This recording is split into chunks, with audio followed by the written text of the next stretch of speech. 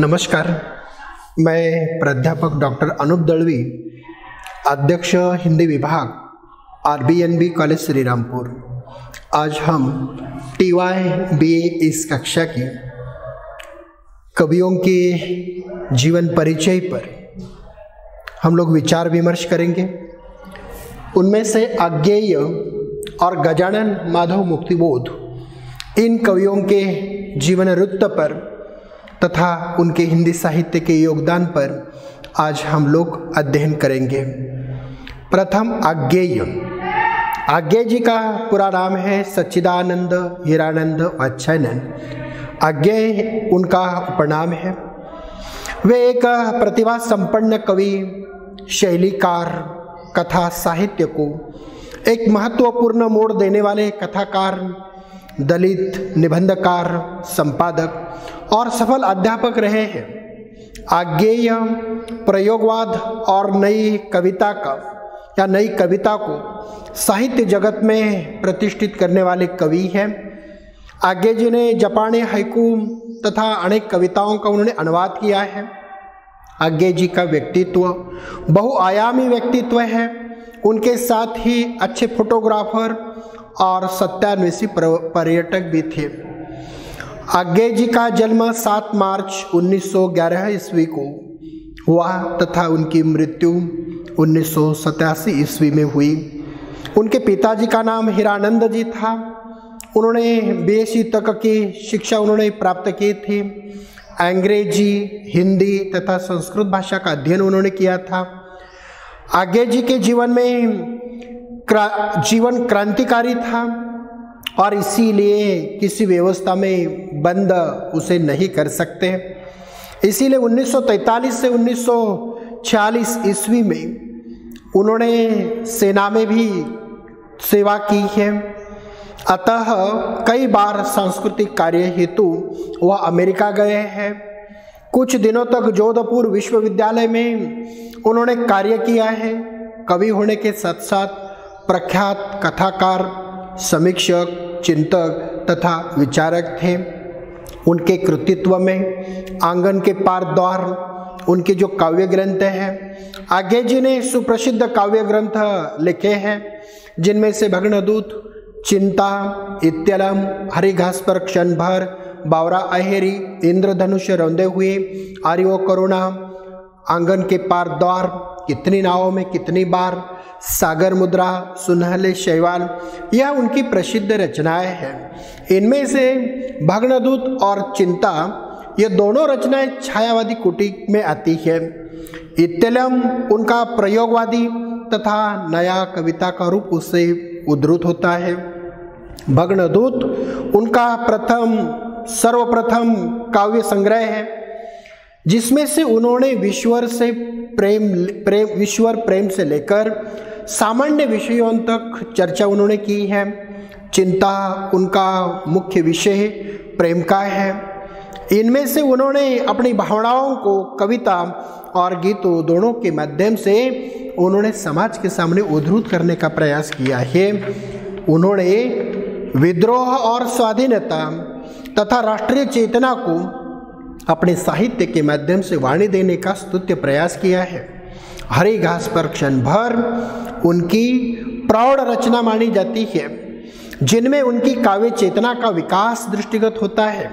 अज्ञेय जी की सभी रचनाओं में उनका प्रयोगवादी जो स्वर है वह मुखर है। अज्ञेय जी प्रयोगशील और नई कविता के अग्रणी कवि हैं। उनका व्यक्तित्व जागरूक और आत्मविश्वास से परिपूर्ण है।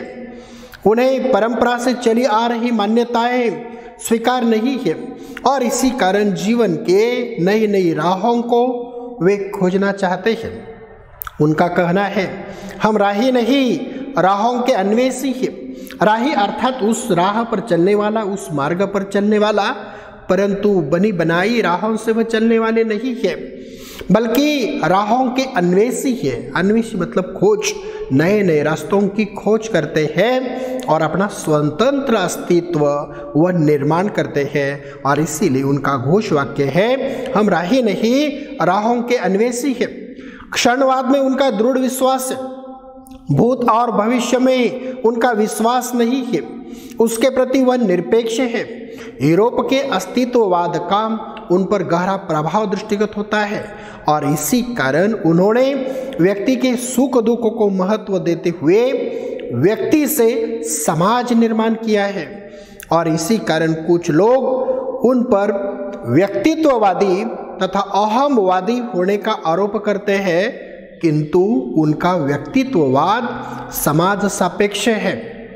नदी के द्वीप कविता में उन्होंने इसका विशेष रूप से चित्रण किया है। आगे का लेखन जो व्यक्तित्व है वह बहुआयामी है। हिंदी काव्य रचना के अतिरिक्त उन्होंने अंग्रेजी में कविताएं लिखी है। साथ ही उपन्यास, कहानी, नाटक, निबंध, साहित्य, डायरी, यात्रा वृत्तांत सभी विधाओं पर उन्होंने कलम चलाई है और उपन्यासकार के रूप में भी तथा कविता के समान ही दिशा दिग्दर्शन करने का प्रयास उन्होंने किया है। तार सप्तक का प्रकाशन करते हुए उन्होंने अनेक साहित्यकारों को प्रकाश में लाया। तार सप्तक मतलब 7 कवियों का समूह और ऐसे कवियों की रचनाएं तार सप्तक के माध्यम से उन्होंने उद्धृत की है।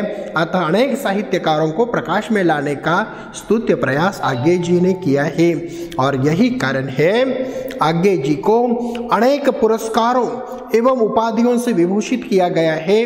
आंगन के पार द्वार पर साहित्य अकादमी पुरस्कार आगे जी को प्राप्त हुआ है तथा कितनी नावों में कितनी बार इस काव्य संग्रह पर ज्ञानपीठ पुरस्कार आगे जी को प्राप्त हुआ है। युगोस्लाविया पुरस्कार आदि पुरस्कारों से भी आगे जी को सम्मानित किया जा चुका है। इस प्रकार आगे जी हिंदी साहित्य के एक श्रेष्ठ कवि तथा युग प्रवर्तक रचनाकार है। 1987 में उनका देहावसान हो गया और उसे हिंदी साहित्य की व्यापक क्षति हो गई, व्यापक हानि हो गई। इस तरह से आगे जी का व्यक्तित्व बहुमुखी व्यक्तित्व है, बहुआयामी व्यक्तित्व है और उनका हिंदी साहित्य के लिए जो योगदान है वह अत्यंत उल्लेखनीय योगदान है। उनके साथ ही हमें अध्ययन करना है गजानन माधव मुक्तिबोध। गजानन माधव मुक्तिबोध प्रगतिवाद और प्रयोगवादी कविता के महत्वपूर्ण कवि हैं। हिंदी काव्य साहित्य में एक अलग कवि के रूप में गजानन माधव मुक्तिबोध जी का योगदान तथा उनका स्थान अलग है। मुक्तिबोध का जन्म मध्य प्रदेश के मुरैना जिले के ग्वालियर के पास एक कस्बे में 13 नवंबर 1917 में हुआ है। उनके पिताजी का नाम गजानन माधव मुक्तिबोध था। माधव मुक्तिबोध जी था तथा पुलिस विभाग में वह सब इंस्पेक्टर के रूप में उन्होंने कार्य किया है। उन्होंने निरंतर आर्थिक संकटों का सामना किया है तथा अनेक जटिलताओं का सामना उन्होंने अपने जीवन में किया है। 7 मार्च 1964 में पक्षाघात रोग से उनका देहांत हो गया। केवल 47 वर्ष की अल्पायु में गजानन माधव मुक्तिबोध जी इस संसार से अलग हो गए। उनके ग्रंथों में चांद का मुंह टेढ़ा है, भूरी भूरी घाक, यह जो उनकी रचनाएं है वह विशेष उल्लेखनीय है। मुक्तिबोध की रचनाओं में एक स्वस्थ सामाजिक चेतना, लोक मंगल की भावना तथा जीवन के प्रति व्यापक दृष्टिकोण विद्यमान है, जिसमें सामाजिक विसंगतियां तथा निर्धन व्यक्ति द्वारा महसूस की जाने वाली मनोकामना का अत्यंत मार्मिक चित्रण किया गया है। मुक्तिबोध का जीवन संघर्ष और अंतर विरोधों का होने के बावजूद भी उन्होंने अपना जो साहित्य है वह साहित्य सृजित किया है। उन्होंने सामाजिक शोषण और अत्याचारों के प्रति उन्होंने विरोध का प्रदर्शन किया है और इसीलिए उनकी कविताओं में अस्तित्ववादियों के संवाद के स्थान पर शाश्वत आशावाद तथा जीवन की विद्रूपता और क्षणभंगुरता के स्थान पर सुंदरता दिखाई देती है। गतिशीलता, निराशा के स्थान पर आस्था दिखाई देती है तथा समष्टि के स्थान पर व्यष्टि का चित्रण दिखाई देता है, अर्थात समाज के स्थान पर व्यक्ति का जो चित्रण है वह चित्रण उनके काव्य में प्रदान है। उनकी कविताओं में अंधेरे में एक अंतः कथा, एक भूतपूर्व विद्रोही, आत्मकथन, एक स्वप्न कथा, चांद का मुंह टेढ़ा है, जब प्रश्न चिन्ह बौखला उठे, ब्रह्म राक्षस, भूल गलती, मैं उनका ही होता है, मैं तुम लोगों से दूर हूँ, कदम कदम पर मुझे पुकारती हुई पुकार, मालूम नहीं है मुझे याद आते हैं मेरे लोग, शून्य आदि उनकी कविताएं विशेष उल्लेखनीय है।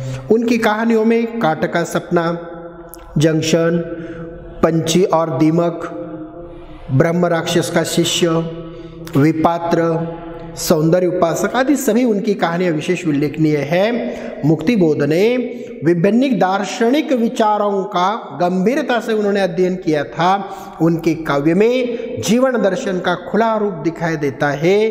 अपनी पूरी पीढ़ी में मुक्तिबोध का अस्तित्व तथा उनका व्यक्तित्व एक विशिष्ट है। इस पीढ़ी की लगभग सभी महत्वपूर्ण कवियों में उनका स्थान हटकर है, अलग है, किंतु रूमानी संवेदना और भाषा मुक्त नहीं हो सकी। लेकिन मुक्तिबोध एक ऐसे कवि है जिनका अनुभव जगत बहुत व्यापक रहा है। अतः कहा जा सकता है कि जीवन के प्रति उनकी एक बड़ी शक्ति है। लोक परिवेश से गहरी संपृक्ति तथा लोक जीवन के प्रति गहरा विश्वास उनकी रचनाओं में दिखाई देता है। उनकी भाषा साहित्यिक भाषा है। हिंदी भाषा में कोमलता तथा देशी विदेशी शब्दों का खुलकर प्रयोग उन्होंने किया है। फैंटेसी का प्रयोग उन्होंने किया है, अर्थात एक जादुई कथा में अधिक जीवन के अनुभवों को उन्होंने अभिव्यक्ति देने का प्रयास किया है। अंधेरे में ब्रह्म राक्षस यह जो कविता है वो कविता उस दृष्टि से अत्यंत उल्लेखनीय है। उनके साथ ही योजना तथा प्रतीक योजना में पर्याप्त कुशलता उनकी रचना में पाई जाती है।